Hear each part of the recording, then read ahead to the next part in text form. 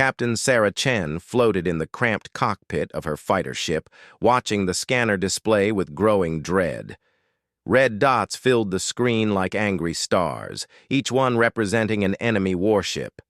The Zephyrian Armada had finally found Earth's last defense fleet hiding in the asteroid belt near Jupiter. "Command, this is Ghost Leader," Sarah spoke into her headset, trying to keep her voice steady. "I'm seeing over 3,000 enemy contacts. They've got us surrounded." The response crackled through static. "Ghost Leader, all other squadrons are down. You're our only pilot left in the field. Fall back to Earth immediately." Sarah looked at her fuel gauge and weapon systems. Half fuel, 20 missiles, and a plasma cannon with enough charge for maybe 50 shots. Against 3,000 ships. The numbers didn't make sense. No pilot in their right mind would even consider fighting those odds. But Sarah Chen wasn't just any pilot. She had grown up on Mars Colony, where the thin atmosphere and weak gravity meant everything required more effort, more focus, more will to survive.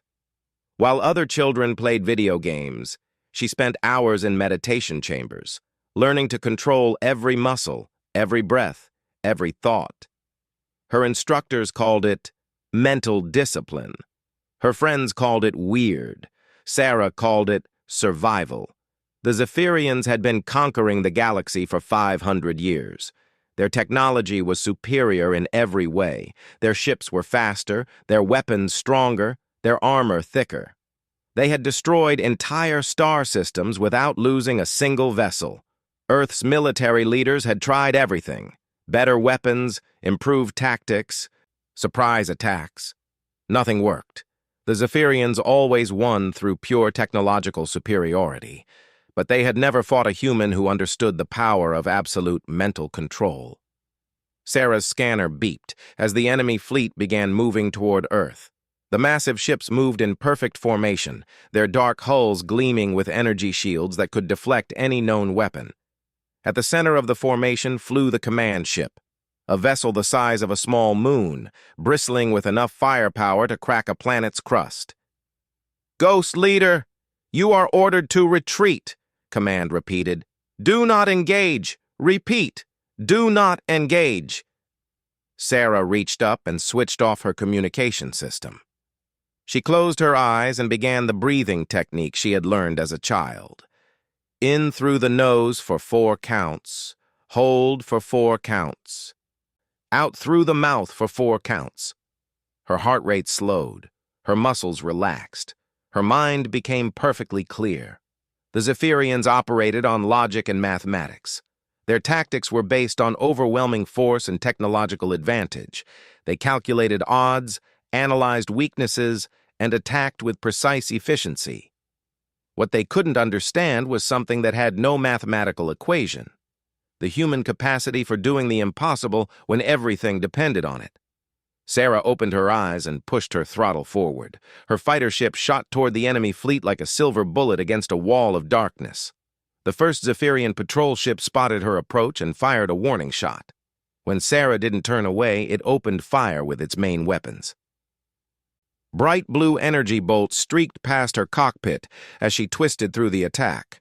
Her ship's computer began screaming warnings about locked targeting systems and incoming missiles. Sarah ignored all of it. She had learned long ago that fear was just another form of mental static. When her mind was perfectly calm, she could see patterns that others missed. She could anticipate movements that seemed random. She could find opportunities where others saw only death. A massive destroyer moved to intercept her flight path, its weapons charged with enough power to vaporize her ship in a single shot. Sarah waited until the last possible second, then pulled her controls hard to the right. The destroyer's blast scorched her hull as she slipped past its firing arc and dove toward the asteroid belt. The Zephyrian fleet began repositioning to follow her. Thousands of ships turned in unison, their formation shifting like a living thing. Sarah smiled grimly. She was doing exactly what she hoped, drawing their attention away from Earth and into the asteroid field, where their superior numbers would mean less. Her first target was a light cruiser that had separated from the main fleet to cut off her escape route. Sarah lined up her shot and fired a single missile. The cruiser's automatic defense systems easily destroyed the incoming projectile, just as she had expected. But while their sensors were focused on the missile, Sarah had already moved to a new position. She fired her plasma cannon at a large asteroid, splitting it into dozens of rocky fragments. The pieces scattered in all directions, creating a temporary debris field. The cruiser's sensors couldn't distinguish between the floating rocks and Sarah's small fighter. By the time they realized their mistake, she was already behind them. Sarah fired 3 missiles simultaneously at the cruiser's engine ports. The ship's shields deflected the first 2, but the third slipped through a gap in their energy field. The explosion wasn't enough to destroy the massive vessel, but it damaged their propulsion systems. The cruiser began drifting helplessly, unable to maintain position. "Impossible," came a transmission from the Zephyrian command ship. Their translator systems converted the alien language into flat, mechanical English. "How did one primitive fighter penetrate our defenses?" Sarah didn't answer. She was already moving toward her next target. The Zephyrians began coordinating their attack more carefully. Instead of pursuing her randomly, they started herding her toward a specific area where they could concentrate their firepower. Sarah recognized the trap, but she let them think it was working. She needed them focused on her location, not on the 3 evacuation ships that were secretly launching from Earth's hidden moon base. Her scanner showed the enemy fleet tightening around her position like a closing fist. Soon she would be surrounded with no room to maneuver. Any normal pilot would be planning their surrender or looking for a quick death. But Sarah Chen wasn't done fighting. She began charging her ship's emergency power systems. Most pilots never used this function because it was incredibly dangerous. Overcharging the fusion reactor could cause a catastrophic explosion, but it could also provide enough energy to operate all weapons and shields simultaneously for a brief period. Sarah's hands moved across her controls with mechanical precision. Every switch, every button, every system setting had to be perfect. There would be no second chance. Her breathing remained steady and controlled as she prepared for the most difficult maneuver of her career. The trap closed around her. Hundreds of Zephyrian ships formed a sphere with Sarah's fighter at the center. Their weapons powered up simultaneously, creating enough combined firepower to destroy a small asteroid. The command ship transmitted another message. "Surrender now, human pilot, and your death will be quick." Sarah looked at the tactical display one more time. The evacuation ships had successfully escaped Earth's gravity well and were preparing to jump to hyperspace. Her sacrifice would save at least 10,000 civilians, but she wasn't planning to sacrifice herself just yet. "Computer," she said aloud, "execute Combat Protocol 7. Her ship's artificial intelligence responded with a warning tone. "Protocol 7 has a 97% probability of pilot fatality. Are you certain you wish to continue? Execute the protocol." Every system on her fighter suddenly surged with power. Her weapons, shields, engines, and sensors all operated at maximum capacity simultaneously. The fusion reactor began overheating immediately, but it would hold together for approximately 3 minutes before suffering critical failure. 3 minutes to do the impossible. Sarah took one final deep breath and pushed her fighter into the most reckless attack run of the war. She dove straight toward the largest concentration of enemy ships, her weapons firing continuously. Her overcharged plasma cannon punched through energy shields that should have been impenetrable. Her enhanced missiles moved too fast for point defense systems to intercept. The Zephyrian fleet commander watched in amazement as one small human fighter carved through his formations like they were made of paper. Ships that had conquered star systems were being outmaneuvered and outfought by a single pilot whose technology was centuries behind their own. But Sarah's greatest weapon wasn't her ship or her weapons. It was something the Zephyrians had never encountered in 500 years of galactic conquest: the absolute refusal to accept defeat when innocent lives were at stake. Her reactor temperature gauge moved into the red zone. Warning alarms filled the cockpit. She had maybe 60 seconds before her ship tore itself apart. 60 seconds to create enough chaos and confusion to ensure the evacuation ships reached safety. Sarah smiled and selected her final target, the command ship itself. If she was going down, she would take their leader with her. Sarah's fighter ship screamed through space toward the massive Zephyrian command vessel, her overheating reactor filling the cockpit with the smell of burning electronics. The enemy flagship was larger than most cities, its hull covered in weapon ports that could level continents. Getting close enough to do real damage seemed impossible. But Sarah had stopped thinking about what was possible 3 minutes ago. Her enhanced sensors picked up the command ship's defensive patterns. The Zephyrians relied on automated systems that calculated threat levels and responded accordingly. Sarah's small fighter barely registered as dangerous to such a massive vessel. Their computer systems were designed to handle threats from other capital ships, not suicide runs by tiny patrol craft. Sarah dove beneath the command ship's main firing arc, skimming along its hull so close that her wingtips almost touched the alien metal. Point defense turrets swiveled to track her movement, but she was moving too fast and too close for their targeting algorithms to lock on effectively. The reactor temperature gauge flickered past the critical threshold. Sarah had maybe 30 seconds before her ship exploded, whether she wanted it to or not. But 30 seconds was enough time for a human mind operating at peak efficiency to accomplish miracles. She found what she was looking for near the ship's center, a cluster of heat vents that dumped excess energy from the vessel's main reactor. The vents were protected by energy shields, but those shields were designed to keep debris out, not to stop weapons fired from point-blank range. Sarah lined up her shot and fired her last 3 missiles directly into the vent cluster. The projectiles punched through the shields and disappeared into the command ship's interior. For a moment, nothing happened. Then the massive vessel shuddered as internal explosions cascaded through its power grid. Emergency lights began flashing along the alien ship's hull. Sarah's scanner detected massive energy fluctuations as the command vessel's systems went haywire. She had done more than damage their reactor. She had triggered a chain reaction that was crippling their entire fleet coordination network. Across the battlefield, Zephyrian ships began drifting out of formation as their communication links failed. The precise, coordinated movements that made their fleet so deadly dissolved into chaos. Individual ship commanders found themselves cut off from central command, forced to make tactical decisions on their own. Sarah's cockpit suddenly filled with smoke as her own reactor finally reached the point of no return. But instead of ejecting or trying to escape, she did something that no Zephyrian computer could have predicted. She grabbed manual control of her failing reactor and held it together through pure willpower and technical skill.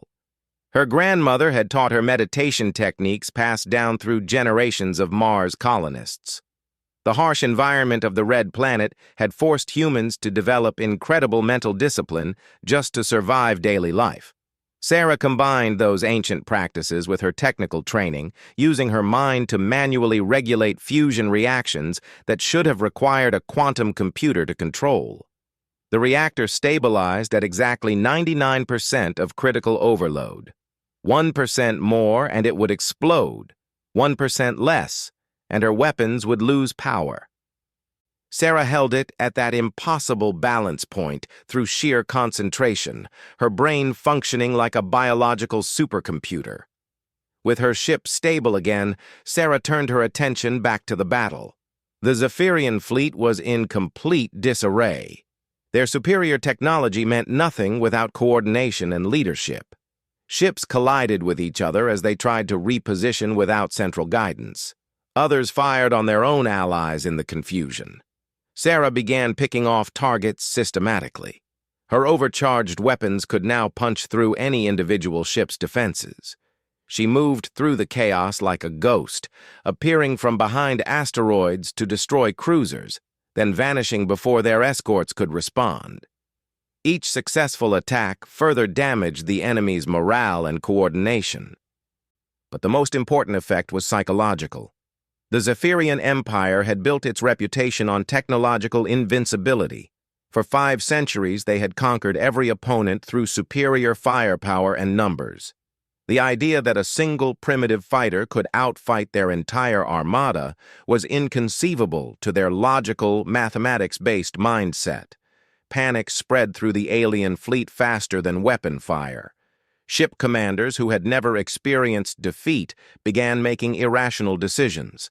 Some vessels fled the battlefield entirely. Others wasted ammunition firing at shadows and false sensor contacts. The disciplined formation that had entered the battle became a scattered mob of frightened individuals.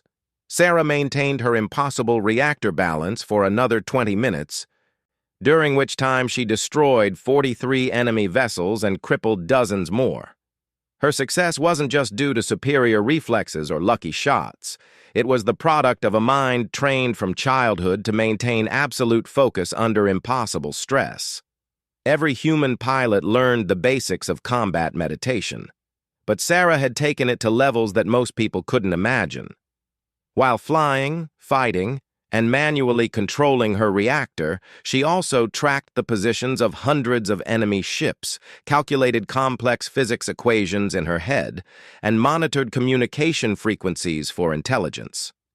The Zephyrian admiral in charge of the fleet finally managed to restore partial communications by routing signals through his personal flagship. His first transmission to the scattered fleet was a demand for situation reports. The responses he received were almost incomprehensible. "Admiral, we've lost 60% of our forward line. Sir, the human pilot just destroyed 3 destroyers in 30 seconds. How is one fighter doing this? Our weapons can't even track it properly." The admiral studied his tactical displays in growing disbelief. The mathematical models that governed Zephyrian military doctrine insisted that what he was seeing was impossible. One fighter against 3,000 ships should have resulted in immediate defeat for the lone pilot. Instead, his own fleet was being systematically dismantled. "All ships converge on Sector 7, the admiral transmitted. "Concentrate all firepower on the human fighter. Nothing else matters." But Sarah was already anticipating that order. She had been listening to their communications and could predict their tactics better than their own computers.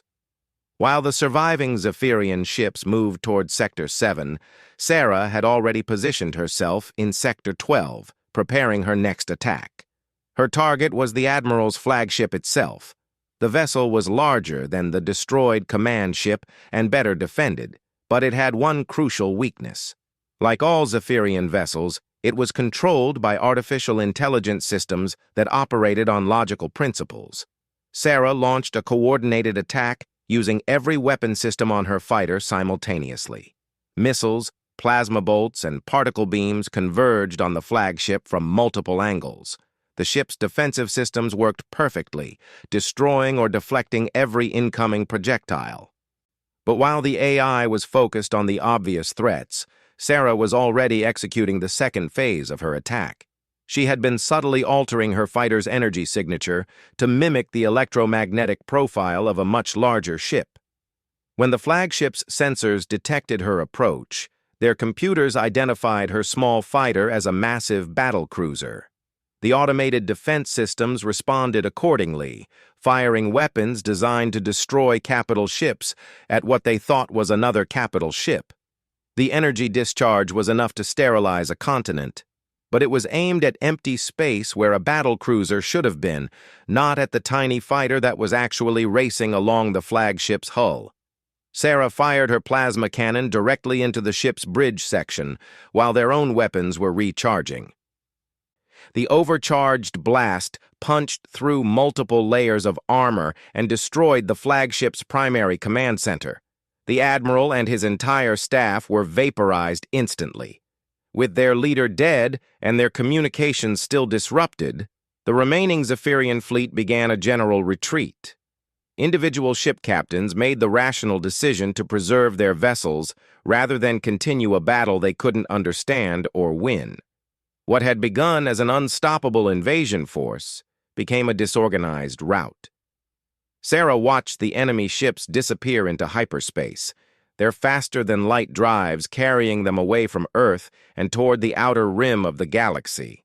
Her scanner showed only debris and empty space where the mighty Zephyrian Armada had been. But her greatest victory wasn't the ship she had destroyed or the invasion she had stopped. It was proving that there were some things that couldn't be calculated or predicted by even the most advanced artificial intelligence. The human capacity for absolute determination in defense of innocent lives was one of those things.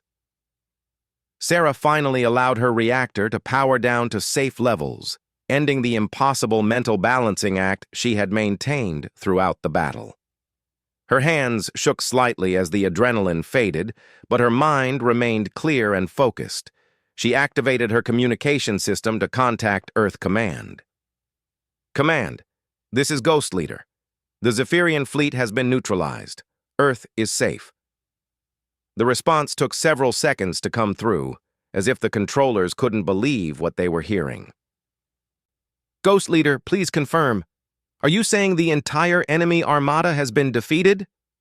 Sarah looked at her tactical display one more time, confirming that all hostile contacts had left the system.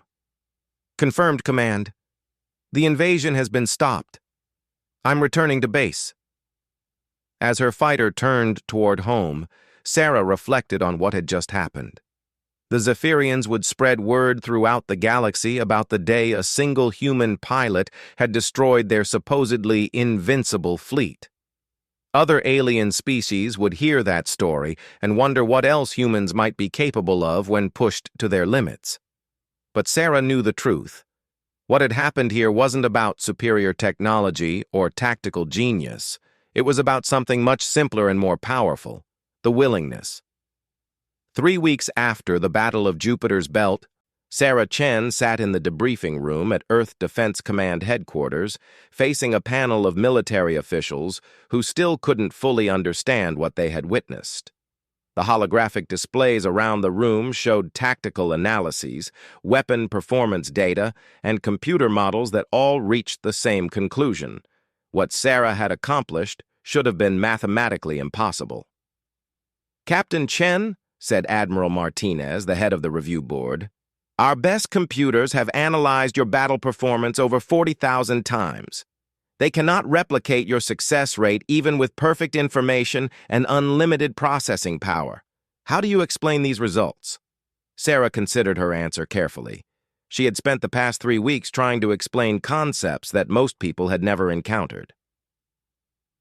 Mental discipline wasn't something that could be easily measured or understood by those who hadn't dedicated their lives to developing it. "Sir, the Zephyrians made one critical error in their calculations," Sarah said. "They assume that all intelligent species operate according to the same logical principles that govern their own decision-making. They couldn't factor in variables that don't exist in their culture." "Such as?" asked Dr. Kim, the chief scientist on the panel. "Determination without regard for personal survival, the willingness to attempt the impossible when others depend on you, the ability to maintain perfect focus while simultaneously processing dozens of complex tasks." Sarah paused. "They have artificial intelligence that can calculate probabilities faster than we can think. But they don't have pilots who grew up in environments where pure mental discipline meant the difference between life and death." The room fell silent as the officials absorbed her words. Earth's victory over the Zephyrian Armada was already becoming legend throughout human space. But Sarah understood that the real significance went far beyond one battle. Over the following months, reports began arriving from across the galaxy. The story of Earth's lone pilot defeating an entire invasion fleet had spread to every inhabited system. Alien species that had surrendered to the Zephyrians without fighting were beginning to reconsider their positions. Resistance movements that had been dormant for decades were suddenly active again. The Zephyrian Empire's reputation for invincibility had been shattered by a single human in a small fighter craft. Their entire military doctrine was based on the assumption that superior technology always defeated inferior technology. When that assumption proved false, their psychological advantage over their subject species disappeared overnight. Sarah received requests for training missions from military forces throughout human space. Everyone wanted to learn the techniques that had made her victory possible. But what they discovered was that true mental discipline couldn't be taught in a few weeks or even a few years. It required a lifetime of practice and a cultural background that emphasized mental strength over physical or technological advantages. The Mars colonies began establishing formal training programs based on the meditation and focus techniques that Sarah's generation had learned out of necessity. Earth's military academies added new courses in combat psychology and mental conditioning. But the most significant changes were happening among human civilian populations. Children who had grown up playing video games and relying on automated systems began practicing the same breathing exercises and concentration techniques that had saved Earth. Parents who had never thought about mental discipline started teaching their kids to face challenges through willpower rather than technology. The entire human culture began shifting toward values that emphasized individual determination and mental strength. 6 months after the battle, Sarah was assigned to lead humanity's first diplomatic mission to the Galactic Council, the governing body that had allowed the Zephyrian Empire to expand unchecked for 5 centuries. The council chamber was a massive structure orbiting a neutron star, designed to demonstrate the technological superiority of its member species. Representatives from dozens of alien civilizations gathered to meet the human pilot who had accomplished the impossible. Sarah walked into the chamber wearing a simple flight suit, rather than the elaborate diplomatic robes that other species preferred. She carried no weapons, no advanced technology, no symbols of power, except for the small metal pin that marked her as an Earth Defense Force pilot. The Zephyrian ambassador, one of the few survivors from the defeated Armada, spoke first. His species communicated through mathematical equations translated into other languages, giving his words a mechanical, emotionless quality. The humans present an unacceptable variable in galactic stability equations, he announced. Their irrational behavior patterns cannot be predicted or controlled. We recommend immediate quarantine of all human systems. Sarah stood and walked to the center of the chamber. Around her, representatives from species that had ruled the galaxy for millennia watched with a mixture of curiosity and concern. Some of them had technologies that could reshape matter at the atomic level. Others could manipulate time and space itself. But none of them had ever seen anything like what humans were capable of when pushed to their limits. Honored representatives, Sarah began, using the formal address required by Council protocol, the Zephyrian ambassador speaks of variables and equations as if consciousness itself can be reduced to mathematical formulas. This is the same thinking that led to their defeat at Earth. She gestured toward the massive holographic displays that showed star maps of the galaxy. For 500 years, you have watched the Zephyrian Empire expand through conquest and subjugation. They destroyed civilizations, enslaved entire species, and eliminated anyone who opposed them. You allowed this to happen because their technology was superior and their victory seemed mathematically certain. The council members shifted uncomfortably in their seats. Several species had indeed surrendered territory to the Zephyrians rather than risk military confrontation. But mathematics cannot account for the power of conscious will when applied without limitation, Sarah continued. When a parent defends their children, when a soldier protects their homeland, when any conscious being refuses to accept defeat regardless of the odds, that creates possibilities that no computer can calculate. She turned to face the Zephyrian ambassador directly.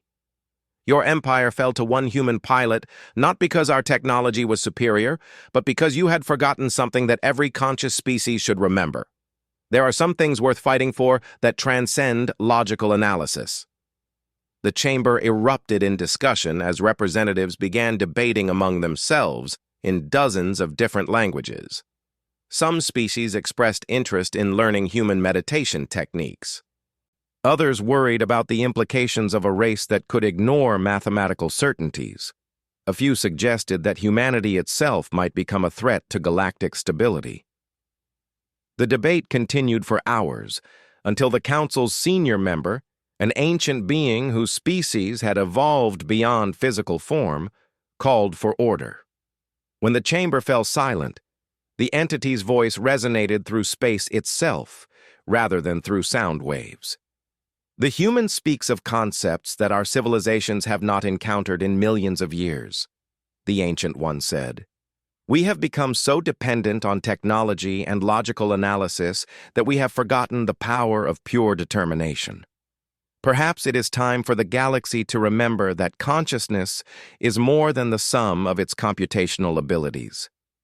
The formal vote was unanimous. Humanity was granted full membership in the Galactic Council and recognized as a protector species with authority to intervene against aggressive expansionist empires. The Zephyrian Empire was ordered to withdraw from all conquered territories and submit to monitoring by human observers. Sarah returned to Earth as the most famous pilot in human history, but she was more interested in the long-term implications of what had happened. Humanity had proved that advanced technology wasn't the only path to galactic significance. Mental discipline, emotional strength, and unshakable determination could be just as powerful as planet-destroying weapons or faster-than-light travel. Training academies throughout human space began receiving applicants from other species who wanted to learn Earth's mental conditioning techniques. Alien psychologists studied human meditation practices to understand how consciousness could be developed beyond the limits of biological or artificial intelligence. The galaxy was changing. Species that had been passive for millennia were beginning to assert themselves against oppressive neighbors. The assumption that technological superiority always determined victory was being challenged by cultures that emphasized mental and spiritual development over material advancement. Sarah established the Earth Defense Training Institute on Mars, where pilots from across the galaxy could learn the techniques that had made Earth's victory possible. But she made sure that every student understood the most important lesson of all. True strength didn't come from technology or training. It came from the willingness to never surrender when protecting something more important than yourself. Years later, when historians studied the Battle of Jupiter's Belt, they would identify it as the turning point that transformed galactic civilization. But Sarah Chen knew that the real victory hadn't been the destruction of enemy ships or the defeat of a superior fleet. It had been proving that consciousness itself, human consciousness, with all its illogical determination and impossible stubbornness, was the most powerful force in the universe. The pilot who had outsmarted a galactic armada using only willpower had done more than save Earth. She had reminded the entire galaxy what it meant to be truly alive, truly conscious, and truly free. And that lesson would echo through space for generations to come, carried by every human pilot who refused to accept that impossible was anything more than a word, to never give up when everything that mattered was at stake.